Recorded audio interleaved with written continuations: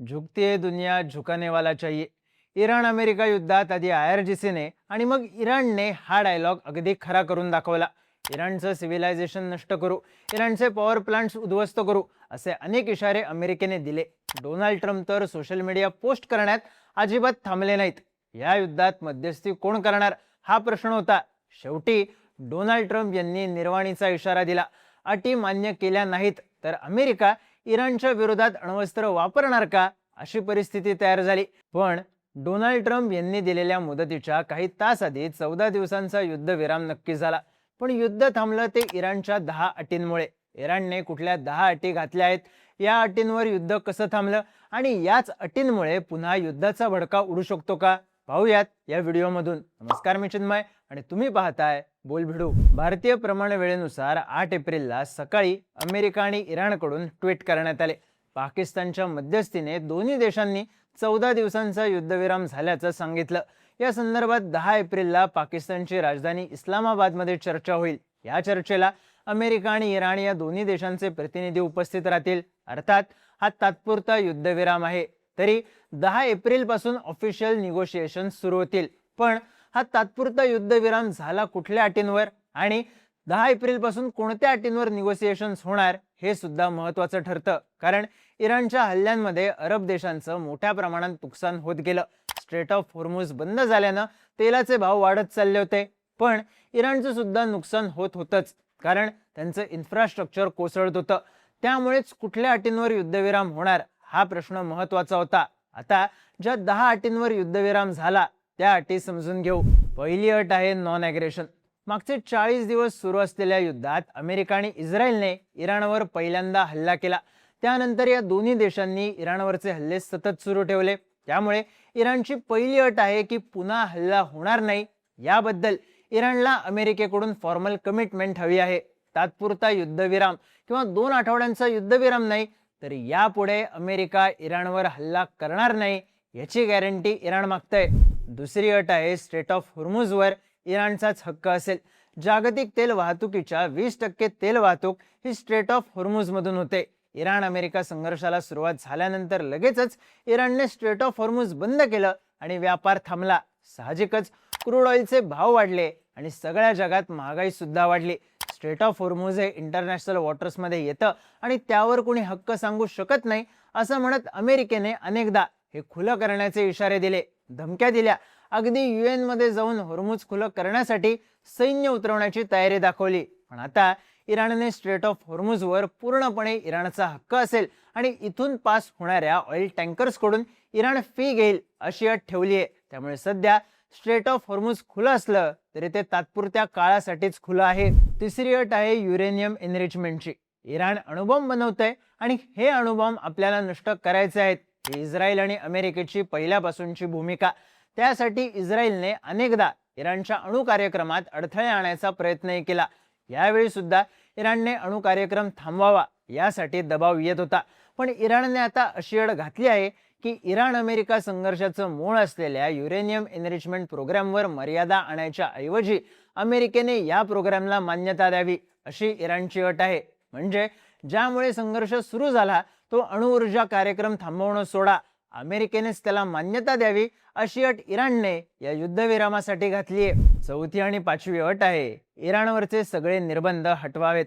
अमेरिकेने मागच्या कित्येक वर्षांपासून इराणवर अनेक आर्थिक निर्बंध लादले आहेत. या निर्बंधांमुळे इराणच्या अर्थव्यवस्थेला मोठा फटकाही बसलाय. यात प्रायमरी सँक्शन्सचा मुद्दा महत्त्वाचा आहेच, पण तितकाच महत्त्वाचा मुद्दा आहे सेकंडरी सँक्शन्सचा. कारण हे सेकंडरी सँक्शन्स इराणसोबत व्यापार करणाऱ्या नॉन इराणी कंपनीजला टार्गेट करणारे आहेत, ज्यामुळे थर्ड वर्ल्ड कंट्रीज अनेकदा अमेरिकेच्या बाजूला झुकतात.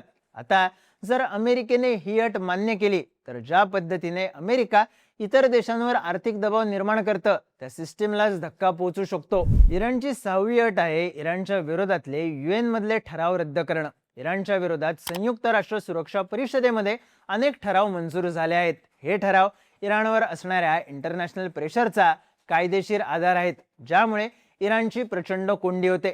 जर हे ठराव थेट रद्द करायचे असतील तर त्यासाठी संयुक्त राष्ट्र सुरक्षा परिषदेमधल्या सगळ्या सदस्यांची संमती लागेल आणि हे इराणसाठी सहज सोपं नाही. कारण सुरक्षा परिषदेमधल्या काही देशांशी इराणचे संबंध ताणले गेलेले आहेत.